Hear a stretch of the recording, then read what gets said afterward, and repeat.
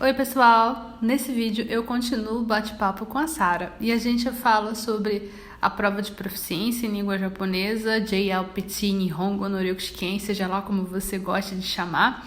A gente fala sobre o estudo com flashcard analógico ou digital, qual é o melhor, e a gente também fala um pouco a respeito de outros perrengues de quem estuda língua japonesa, nós estudantes de língua japonesa, professores de língua japonesa, o que nós precisamos encarar nesse desafio com esse nosso amor pelo idioma japonês. Vamos lá! Porque essa é a natureza do ser humano, é nunca estar satisfeito com a coisa que tá, né? Nunca vai ficar perfeito, né? Eu acho que deve ser igual ser rico. Eu falo, eu acho porque, né? Mas assim, todo mundo fala, né? Quanto mais você tem, mais você quer, Mas né? você Então é tipo quer. isso. Porque a natureza humana é insatisfação, né? Então eu acho que isso acaba. Parece que eu tô falando uma coisa muito profunda aqui, mas acaba sendo. Isso espirra no estudo do idioma de uma forma ou de outra, porque você Sim. acaba. Você quer, quando você começa, pode estar com a ideia de fluência, é você conseguir, eu quero me comunicar e ser fluente. É conseguir me comunicar sem ter dificuldade, sem precisar usar dicionário, né? Então, a pessoa vai e tem essa ideia de fluência. Aí, quando ela atinge esse ponto, a ideia de fluência, sem que ela perceba, vai modificando. E aí, fluente passa a ser conseguir entender 100% o noticiário da NHK, sabe? Todas as E que bom que palavras. os objetivos mudam, né? Isso é Porque uma senão coisa não boa, teria graça, né? exatamente. Isso é uma coisa boa. Só que aí, como acontece essa mudança, torna essa resposta muito difícil de se dar em quanto tempo eu fico fluente. Até porque quem é você? Eu não conheço você. Como é que eu vou saber em quanto tempo você fica fluente, né? Sim. Você vai seguir que material, que tipo de pessoa você é, né? É impossível dar uma resposta exata para isso. Só que, com o tempo, o que eu aprendi é que quando as pessoas perguntam isso, elas querem saber mais ou menos, elas não querem Sim, saber sim. de verdade, né? Quanto tempo, porque não dá, né? Você para responder esse tipo de coisa, mas elas querem ter uma ideia por alto, né? Então, quando me perguntam isso, eu sempre uso como referência os níveis da prova de proficiência. E aí eu falo, olha, se você é um estudante muito, muito bom, se você é muito rápido, você consegue fazer o nível 5 e o nível 4 em um ano. Mas você tem que ser muito bom e você tem que ser Nossa, muito bom pra dedicado. caramba. É, Uhum. se você for muito bom, muito dedicado, você consegue nível 5 e nível 4 no mesmo ano. Mas isso é difícil. Normalmente as pessoas fazem 2 anos, 2 anos e meio. Nível 5 e nível 4. Aí quando você chega no nível 3, o nível 3 ele tem muito mais coisinha espinhosa, mas vai, se você for muito bom, você consegue fazer em um ano. Vá. Mas, abrir parênteses, para você saber isso, você precisa ter muito bem o nível 5 e N4, porque Exatamente. senão você não vai para frente, gente. Então não adianta começar da Não dá para N3, não pular. adianta, não adianta pular, porque essa pressa é muito inimiga da perfeição, viu? Exatamente. Não dá para pular nível. Então, vamos supor que nós estamos com uma pessoa muito boa. Aí a pessoa muito boa fez o nível 4, o nível 5 e o nível 3 no mesmo ano. Ela em um ano conseguiu. Sei lá, ela está morando no Japão e está estudando todo dia, né? É um Vai que. gênio. Vai, é um gênio. Vai que, né? Aí você tá lá, você fez esses 2 níveis. Aí pro N3, tu precisa de pelo menos um ano. Se você for muito bom e você conseguiu 2 níveis em um ano só, o nível 3 é mais difícil um pouco em um ano. E o nível 2, eu vou botar aí 1 ano e meio, vai, 1 ano e meio pro nível 2. E E o isso é no nível Hayai, um né? Mesmo assim, rápido. e o nível um, bota de 1 ano e meio a 2 anos. Então você tem uns 5, 6 anos Mas que deixa eu você falar, você é não muito bom. precisa. E você não precisa do N1 para ser fluente, você não precisa do N2 para ser Não, fluente. Então, é uma coisa que eu sempre falo para os meus alunos, que eu realmente acho, até por experiência própria, gente, não deixa com que o resultado de uma prova te defina, sabe? Porque para você passar o Nihongo no Ryokushiken, você precisa de 60% praticamente. 60% para mim, uma prova não define todo o seu esforço de tipo todo o tempo. Eu acho que com os meus alunos também eu sempre avalio eles de diferentes formas. Eu não gosto de fazer uma avaliação.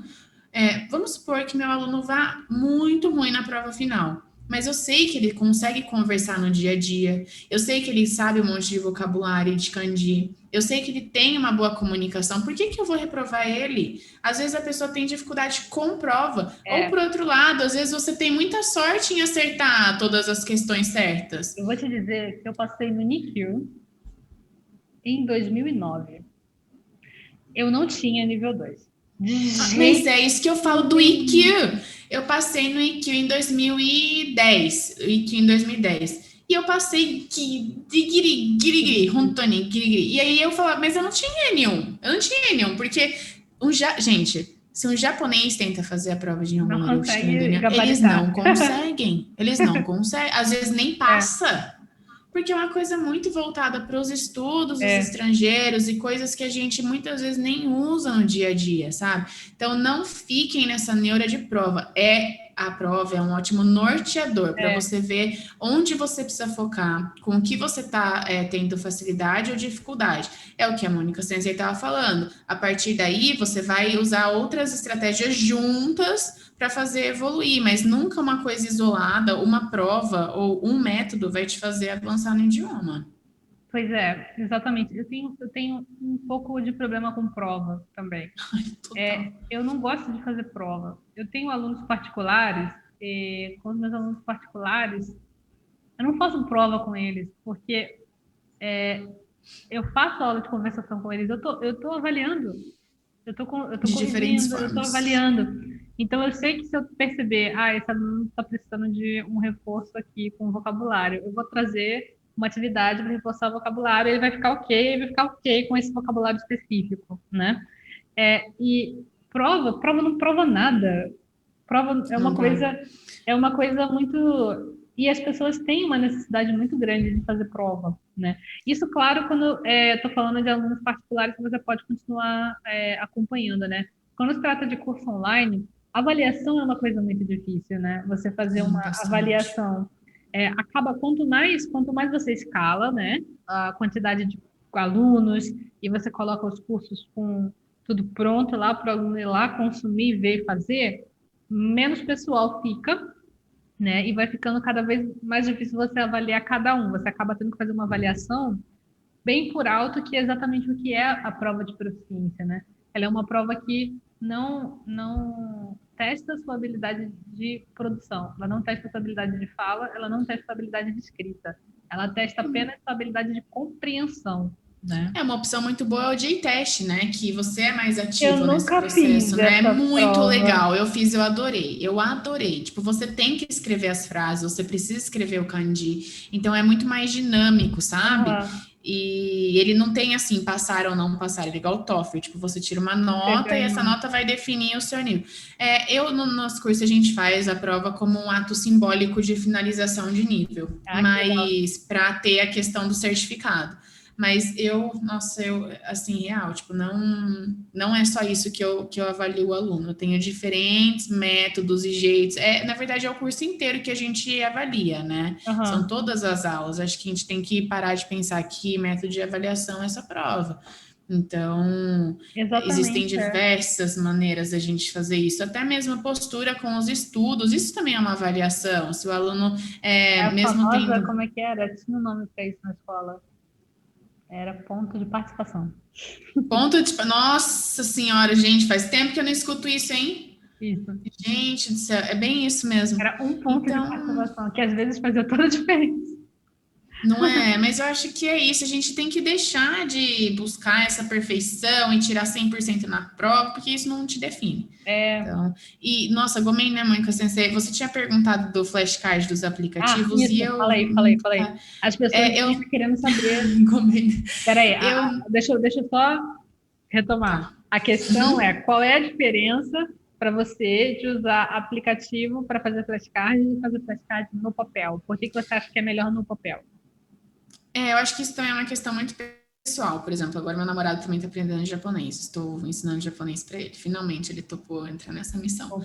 E ele é uma pessoa que adora tecnologia. Então, para ele funciona muito essa questão de aplicativo, sabe? Antes de dormir, abre o aplicativo e vai fazendo e tal. Para mim não funciona, porque para mim eu preciso da memória muscular e eu gosto muito de material, eu gosto de ver o meu avanço, sabe? Para mim tem que ser uma coisa. E assim, os meus cadernos são todos bonitinhos, coloridinhos, isso e aquilo, sabe? Isso me incentiva muito.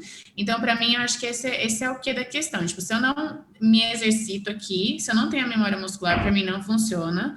Aplicativo pode funcionar, mas é o que você tinha falado do flashcard para você.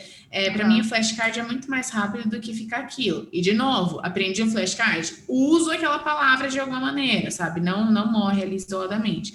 Mas aplicativo, para mim, não funciona. Tipo, Anki, jamais, nunca deu certo. Tenho raiva de abrir aplicativo, eu não gosto, mas eu falo para meus alunos: tenta, vai que para você dá. Para mim não dá? Vai que para você dê. Eu vou pegar essa parte, eu vou cortar, eu vou tirar fora do contexto, só a parte da Sara falando Anki, odeio Anki. Ixi, Maria, isso vai me queimar ou vai virar propaganda? Vai virar meme, vai virar meme. Anki, odeio Ai, Anki. todo mundo, gente. Não dá. Eu tenho os do Hiragana e do Katakana, que eu não sei se ele ainda tem, mas é de dar tapinha na carta e virar, sabe, jogo de memória. Então, assim, eu preciso de uma coisa mais dinâmica. Então, o flashcard, para mim, ele é dinâmico justamente pelo processo de escrever, fazer bonitinho, juntar ali os papeizinhos, gastar meu tempo naquilo, sabe? Mas aplicativo, para mim, não funciona. Não é uma má ideia. Para mim, não funciona. Para outras pessoas, super funciona. Então, eu acho que precisa investir. Tenta, vê o que você acha. Eu fico nervosa com a ideia da pessoa ficar estudando com flashcard quando ela poderia estar fazendo outra coisa que seria assim, muito mais rápido para ela pegar e trabalhar outras coisas, né? Esse é o meu problema. Fica assim, mas será que você não prefere fazer algo mais divertido? Mas eu tenho que lembrar que as pessoas às vezes se divertem fazendo isso. Né? Eu me divirto demais. Só demais, porque eu não de me verdade. divirto, não quer dizer que outras pessoas não se divirtam, né? Mas eu fico porque pensando, esse daqui... porque quando você estuda com flashcard, você só está estudando aquela palavra, né? Aí eu fico pensando que você poderia estar estudando outra coisa junto, né? Sempre, porque acaba demorando muito, porque são tantos vocábulos. Eu acho que a ideia de fazer flashcard com a quantidade de vocabulário muito grande me deixa, assim, agoniada, talvez, sabe? Mas, talvez, tenta pensar de outra perspectiva. Não discordo, tá? Não discordo. Por isso que eu falo que, para mim, flashcard tem que ser atrelado também a outra coisa, mas é mais essa parte da diversão mesmo de fazer, por eu gostar, de ver tudo mais. Mas eu acho que tudo na vida é meio que assim, não? Vamos supor, eu vou andar na esteira. Você só tá andando na esteira. Minha mãe ama andar na esteira. Eu odeio andar na esteira. E ela se diverte nesse processo. E ela de fato gosta, sabe? Eu já não suporto nem olhar para uma esteira. Então, eu acho que é meio que isso, sabe? A questão do pessoal também. Acho que é muito importante. Mas, de novo, não acho que porque eu tô falando que flashcard funciona para mim, vai funcionar para você. Não acredite que a Mônica Sensei tá falando que não funciona, que não vai funcionar. Então, gente, tenta diversas maneiras, né? Eu tenho muita dificuldade em dizer assim, talvez o flashcard funcione para você. Às vezes eu falo até, né? Porque eu não sou dona da verdade. Eu não sou cientista, como eu falei, né? Eu não sou cientista. Então, eu não posso dizer, o cérebro humano funciona assim, e é um fato. Eu não posso dizer, eu acho que funciona, né? Funciona, eu acredito que acaba...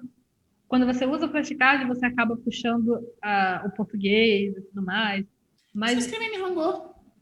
Nihongo, explicação em Nihongo. Mas isso é difícil para quem está começando, né? Como é que você fez? Para quem está começando, sim, mas coloca a palavra em uma frase. Tem várias... Pega uma música. Mas se você está fazendo isso, você já está lendo a frase, você não vai ler um texto e analisar o texto e pensar no texto, sabe? Aí já é realmente pessoal, né? Eu acho que sim. Eu acho que é bastante pessoal. E eu falo assim, eu acho que acho que eu gosto bastante de falar igual você fala, assim, tipo, eu não sou a dona da verdade. Então, eu falo que, de novo, para mim deu certo.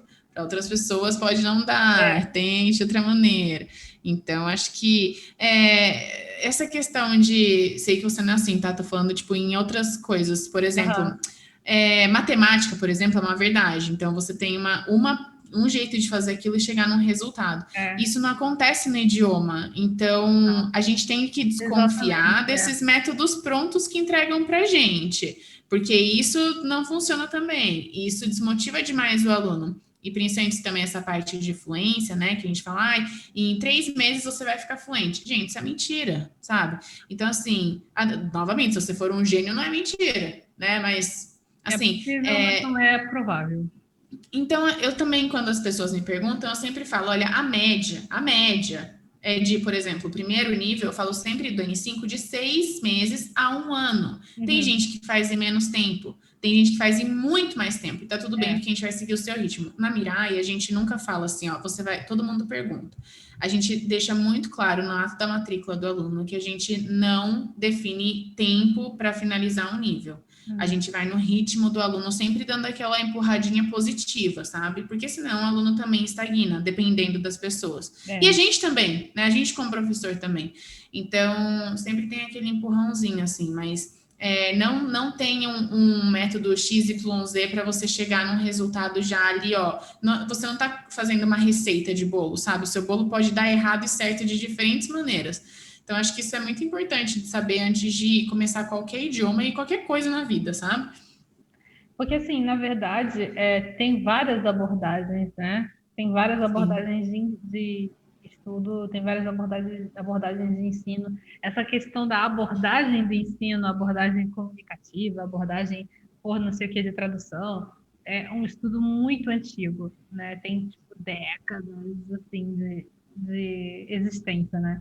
E o fato de as pessoas não chegarem a uma conclusão de qual é o melhor método para o ser humano aprender o idioma, é porque não tem, né? É um método que seja assim único e que funcione para todos da mesma forma, né? 100% garantia que você vai aprender com esse método para isso, né? A única coisa que eu acho é que assim tem métodos que funcionam muito bem para determinados tipos de pessoa, né? Então, por exemplo, no meu curso de kanji, eu tenho um método que é para você pegar, entender o kanji, entender o significado, entender a ordem de traço, ver quais são as leituras, ver quais palavras você usa esse kanji, em que palavras você usa esse kanji, e você aplicar dentro de frases. E aí você lê essas frases em texto. É um método que segue São essa ordem. várias O coisas ideal juntas, no né? final, o ideal no final seria você escrever um texto e esse texto ser corrigido, né? Só que isso é uma coisa que só dá para fazer de um para um, né? Quando você tem aula particular ou turmas pequenas, né? Não dá para fazer se você tem Ai, turma de 20. um curso online que você Não. tem muitas pessoas, né? Então, nesse sentido, a pessoa vai ter assim o início da caminhada dela aprendendo aqueles kanjis e ela vai conseguir chegar num ponto em que ela vai conseguir ver aqueles kanjis, vai conseguir identificar, vai conseguir ler. Mas daí para ela chegar na parte do output, dela chegar e produzir um texto, aí já é um outro tipo de trabalho que você tem que ter com a pessoa, né? Então, tem que ter mesmo muito cuidado com essa questão, assim como você falou, tem que ter muito cuidado com essa questão, assim, de você acreditar em uma abordagem de ensino que seja milagrosa e rápida. Porque aprendizado, eu acho que essa é a questão maior que você está falando, né? Aprendizado de língua japonesa é uma questão, assim, que você tem que ter paciência e você tem que ir aos poucos, né? E É subindo muito pessoal, né? degrau a degrau e você vai em escadas diferentes, né? Você vai chegar lá em cima por escadas completamente diferentes, assim, às vezes do seu colega, né? Sim. E cada pessoa responde de uma maneira também, né? Vamos pegar um exemplo bem tonto que eu acabei de pensar, é bem tonto mesmo. Talvez depois que eu dei eu me arrependa. Mas vamos pensar: tem gente que tem intolerância à lactose, tem gente que É, adora coisa com lactose. Então, cada pessoa responde de uma maneira, dependendo dos estímulos, sabe? Então, eu acho que tudo na vida, mas principalmente os idiomas são assim, né? A gente não tem uma receita de bolo, não dá para falar que a primeira etapa vai ser essa, a segunda vai ser essa, a terceira é essa. As coisas acontecem. Então, nem fica nessa neura de seguir um método fechado, porque o método é você que faz. assim, quando se fala assim de método, você tem que perceber. Eu acredito em métodos, na verdade. Eu acredito que existe abordagem, mais fácil e a abordagem que é mais complicada para as pessoas, né? Eu acho que o que você quer dizer é que não tem um método para todos, né? Sim, é o que você É, estava falando. tem Uhum. um método que você como estudante, isso é uma coisa que talvez seja difícil para o estudante encarar. Você como estudante também tem responsabilidade, né? Porque às vezes Total. as pessoas entram num curso de japonês pensando assim, eu vou entrar aqui e vou sair com o japonês aprendido. Mas, na verdade, você tem que perceber se aquilo está funcionando para você ou não, né? E tá tudo bem se não estiver funcionando, né? E essa questão onde eu quero chegar também, de tipo você ficar presa, desculpa te Não, né? interromper, no método, é a questão de você ficar humilhado em alguns casos, porque, pô, deu tão certo pra Mônica, mas. E é o método que todo mundo fala que deu certo, mas pra mim não tá. Aham. Nossa, eu sou horrível, eu sou ridícula, eu não consigo É, fazer nada, eu sou podre pra exatamente. tudo. Não é assim, né? Pois é, justamente. Às vezes, nossa, isso você falou agora, eu tive uma aluna que, meu Deus, eu tinha muita agonia. Ela ficava se xingando durante a aula. Ela Ah, por ficava, quê? ela ficava falando, eu sou muito burra, eu sou uma idiota, sabe? Eu ficava Nossa, assim. gente, não, E, não. sabe, eu tentava, tipo, falar assim, não, não, que isso? Isso aqui é difícil, como é que você vai saber? Você acabou de aprender isso. Sim. É normal você não saber acertar as questões todas de cara, você acabou de aprender essa estrutura, calma, É, calma. respeitar o seu Tá tudo tempo bem, também, tá tudo né? bem. E os alunos, eu tenho muito aluno que fala assim: ai, sensei, você vai achar que eu não sei o que, você vai me julgar. Gente, eu acho que assim, a partir do momento que o professor fica na posição de julgar, alguma coisa tá errada. Porque a gente É, também tem que entender que nós temos diferentes tipos de alunos. Então, assim, lógico que às vezes a gente quer pegar na mão e andar junto. Assim, gente, vamos, ó, vamos tentar por esse caminho? Vamos, escuta o que eu tô falando, por favor, escuta. Mas acho que não fiquem nesse assim, ai meu Deus, o meu professor acha que isso, que aquilo, porque a gente não acha, a gente entende, a gente passou por isso. Por isso que eu gosto sim. tanto de professor não nativo, sabe? Eu acho que tem uma beleza aí muito mágica. Por exemplo, eu estou fazendo aula e não é com professor nativo, porque é uma verdade que eu prezo, que eu Aula de acredito, coreano. de coreano, é. Então, não tirando o mérito de professores nativos, acho que cada um tem os seus pontos positivos. Mas o professor que não é nativo, ele teve que aprender, assim como você está aprendendo. Então, ele vai te passar as coisas que deram certo para ele e as coisas que deram errado. Ele consegue prever os problemas que você vai ter. Ele consegue já ver lá na frente o que Exatamente. você vai achar. Lá na frente, ele já tá 1000 anos na luz porque ele passou por aquilo. Então, não é querendo colocar empecilho nem nada, mas é entendendo já de antemão o que você vai passar e querendo facilitar esse processo para você. Então a gente não está em posição de julgar, a gente está, Aham. e né, essa aluna que fica, essa burra tal, não é. E o pior é que a gente fica também, né? Quantas vezes nesse processo você não fez isso com você mesma, né? Porque tinha dia que eu chegava em casa no Nihon chorando, porque eu me achava uma tonta. É Tipo, mesmo. gente, não é possível que eu ainda não tenha entendido isso, sabe? Então, deixar esse Eu lembro, auto-julgamento de lado. eu lembro uma situação que, assim, eu muito rápido, eu percebi que às vezes a gente fala as coisas em japonês, e quando a gente estuda japonês, no japonês, como a gente estava falando antes, quando alguém pergunta como é que se diz tal coisa em japonês, a gente tem que falar, pera, pera, pera. É tal coisa em que sentido? Falando para quem? Com quem você, o que que você Quando? é dessa pessoa, né? Tem coisas muito específicas assim. Então, eu muito rapidamente eu percebi que eu podia saber a palavra em japonês e eu podia saber o que eu queria falar e eu ainda tinha muita chance da pessoa fazer uma cara estranha quando eu falasse. Porque talvez eu estivesse falando de um jeito que não era específico para aquela situação, né? Sim. Eu rapidamente percebi isso e eu tive que me acostumar, por causa disso, eu rapidamente me acostumei com o fato de que eu ia ver a cara de E dos japoneses com frequência e estava tudo bem, sabe? Tá Que tudo bem, exatamente, estava tá tudo tudo bem. bem, tá tudo E eu bem. ia falar e eles iam fazer assim, cara de e não só por isso, outra coisa. Às vezes, os japoneses, eles não têm assim, eles não vão reagir do mesmo jeito que o brasileiro reagiria ao ouvir você falando, ao ouvir certas coisas. Então, às vezes, a gente fala com os japoneses e parece que eles estão achando alguma coisa que, na verdade, eles não estão achando nada. Eles estão só escutando o que você está falando. Mas a Mas gente quantas vezes, espera certa reação deles e eles não têm, às vezes, né? quantas vezes em português não acontece isso também, né? Vamos Acontece supor, também. você fala, tipo, fulano, que tal a gente ir amanhã lá? Aí o fulano não reage, aí vou eu e falo, fulano, que tal a gente ir amanhã lá? Ah, boa ideia, sabe? Tipo, eu acabei de falar com as mesmíssimas palavras essa coisa. Então, acho que a questão do estereótipo também é uma coisa bem forte. Tipo, ver que é um É, estrangeiro, ele também já fica exatamente. assim, ah, não. Ah, Aí quando não, você fala não, japonês, até ele se assim, acostumar com a ideia. tem isso também. É porque são várias etapas, né? Que às vezes aquele japonês pode estar passando. Às vezes aquela pessoa, o problema não é nem você, o problema é outra coisa. Uhum, Às vezes uhum. você fala com o japonês fala, hã? E não é porque você falou errado, é porque ele não estava prestando atenção, sabe? Às vezes Ou é que acontece ele não isso. escutou.